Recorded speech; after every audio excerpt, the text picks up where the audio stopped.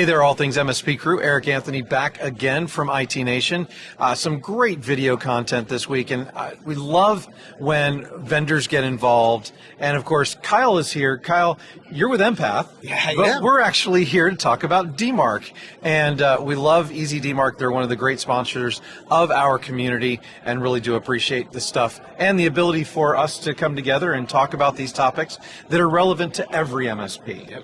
Yep. So. And the reason why, by the way, Kyle, you're here is because you guys actually use EasyDMARC. Yes, we do. And the reason I wanted to talk to Kyle about this today was because it is so important to the sales process. Yes. You can actually lose money if you are not properly configuring DMARC. So, Kyle, what does that look like to you, and what stories do you have around that kind of thing? Well, it really comes out of, I don't want to just shout into an empty cave and hope that somebody hears me, right? It really comes into, and you guys probably see this, we're very active on social media. Like, we don't shut the hell up. Let's be real, right? Because it's fun. It's fun. Like, I genuinely enjoy it. I genuinely love this community, or I would have left years ago to go back to enterprise. Yep. But what it turns into is some people only communicate by other means, right? Not everybody talks to you like you want to be talked to. So sometimes, yes, we have to send out emails. Emails are still relevant. I know you guys love Slack and Teams, but not everybody is on those forums or directly integrated. So when you're sending out those emails, right, from a prospect, like even at my MSP, we sent out a ton of email. Right. You always have that question of, did they not respond because they don't like me, or did they not respond just because they didn't get it? Yeah, and that's huge. And a lot of times you don't know until you employ something like DMARC. Well, it kind of comes out to insecurity 101, right? You're really insecure, and you're trying to figure out, like, is there another format of, rather than sending a text message to your client saying, did you get my email? Yeah. No one, which is very uncomfortable. They're uncomfortable, passive aggressive, that whole thing. But you need something to give you that verification, that validation. So Empath, right, we're still new. We're building out this organization. We started in February. So we have an email domain that's very new. Right.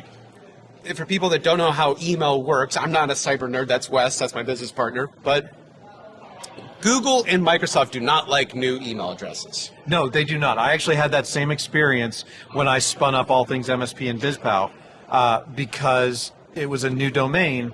A lot of my emails were not being delivered, and I was trying to get new business. I was trying to get business and sponsors for this show. Yep, no, completely. And what was funny, like little anecdote here, I kept using my coaching email address to send out to a lot of my clients because I knew it would land in their inbox. Right.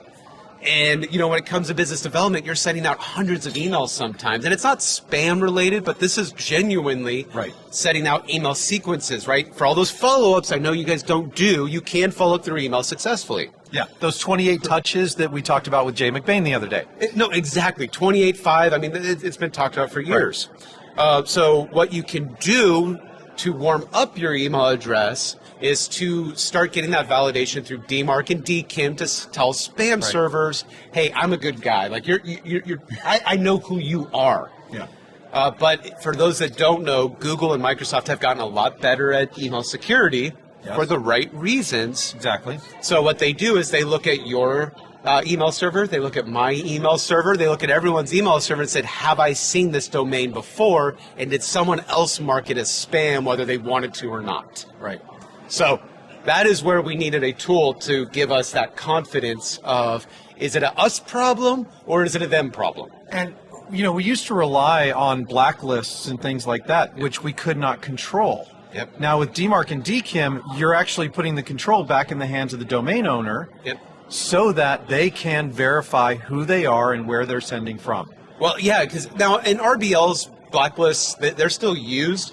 They are. For tools like MailChimp and HubSpot and Beehive, these email newsletter tools, they use IP addresses that are already on blacklists. So blacklists have become very unreliable because of these giant organizations. Right.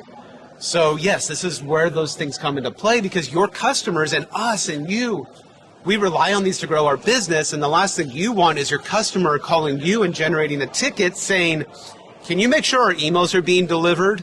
that just creates time and Right. issues. I just want to be able to send it, know I did my due diligence, and if it picked it up because I put some stupid words in the email, that's a me problem, not a you problem. Exactly.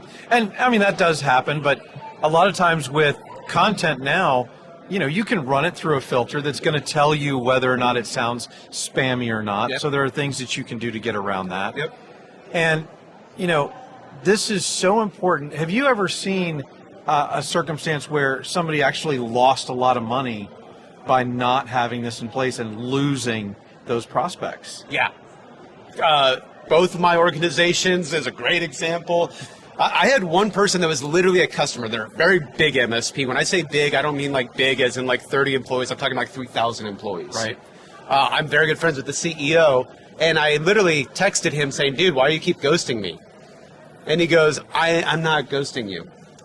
He's like, dude, you pissed me off, but not for those reasons. Not enough to like actually ghost you. And so I say, like, can you have one of your engineers look to see if your spam filter just locks it up? It was getting blocked at such a high level in their email security stuff that he wasn't even getting it on the digest. And by the way, this wasn't just the emails. This was the calendar invites even. Yeah. So if you're in Exchange, calendar invites come in as an email. It goes through your spam filter. Yep. So I was having emails declined from a 3,000 person MSP. And this, kind of goes to, it's not just about sales either. It's about all of the operational emails that go back and forth. Yep. A lot of companies have not upgraded from email communications. Quotes go out, requests for proposals go out. And if those aren't being delivered, it creates a huge problem for a lot of different aspects of the business. Well, there's a lot of generations where they want like the PDF attachment in for the invoice or the quote, right? A lot of spam filters don't like attachments now. That's another check mark of don't trust this thing. So there's all of these things that you have to consider, which comes full circle into why I really wanted to get a tool to help me with this validation, because there's other things on the other side of the market of do these email servers trust me? Which means I need to send out more email. And what's really neat, especially on EasyDMARC, is you can actually do warming up to say, hey, let's send out 50 emails every single day to make sure that that's a normal behavior. Yeah. Well, that's really cool. I actually didn't know you could do that. Yeah, I don't know if it's a new feature or not, but they turned it on for me, and I went, cool, and I clicked the button. The next thing you know, I was emailing a bunch, but what it really comes down to, and like, if there's big value for an MSP here, is your customers aren't these types of nerds. They're not you or I. Right. And when you're having these conversations with them, they may say things like, our email, like their marketing team especially, our email deliverability is at 4% this month. That should be signs to you that you can add value to them somehow that directly impacts the growth of their business. And now you're truly in a partnership, not an abusive relationship. Exactly. And that's one of the things that EasyDMARC, easy for me to say, right? Does very well. Yeah. Is they do very well at their reporting. Yes. So it's very easy to go in and actually prove to a client that, yes, this is having an effect. Totally. We're making sure that all your emails getting delivered properly, and it's proof of what they're paying for, which you and I both know, having both run MSPs, was one of the hardest things to do was, we're paying you all this money, what are we getting for it? Well, this is what you're getting for it. Well, and I'll be honest, like even if you change that perspective, you as MSPs hopefully take the value out of here of if you are going to get into some inbound marketing, doing some email newsletters, like this is something you need to think of. You can't just go buy a database with 2,000 emails, load them into MailChimp, and then hit send. You're going to spend all that time crafting the words in the email, and no one's going to get it. Right. And speaking of MailChimp, one of the things that I think that a lot of MSPs don't manage well enough, a lot of times not their fault, right? Because their client will go rogue and sign up for a CRM or a MailChimp or whatever, not understanding that because those services send emails on behalf of, they need to be managed with DMARC as well. And so one of the opportunities here for an MSP is to be able to go and look for all of those things and make sure that all of those are managed. And what's funny is if you start to inquire about these things, you're going to learn about how your customers do business. Right. And there's a good chance a lot of your customers do business better than you do when it comes to biz dev. Like, let's be real. I say that not offensively. just anecdotally, that you might find out in your market, like your area of wherever you live in the world, they like this form of communication, these types of events, these types of engagements. And a lot of times communication is very much a community aspect. Yep. So like for my MSP, we grew very fast because we threw parties. Like literally, we did lunch and learns and after work mixers. Yep. I would close 1 to 2 customers every month because I was the guy that knew how to communicate with my community, which being in Southern California, right, we want to be outside, we want to be at the beach, and I would just say, cool, let's go to get a bar at the beach. And I say that because you might be in a community that's cold and an email actually is warm. Yeah, true. It's a little bit of a hug. Now I know we all. It's an email hug. It's an email hug, and I know this sounds very positive and optimistic, but at the end of the day, I'd rather them ignore an email that they got than ignore an email that they didn't get. Very true. And it's much better. It's a much warmer hug when that source of that email is trusted. Yeah, you don't get the little untrusted, unverified thing on the corner. Right. Yeah.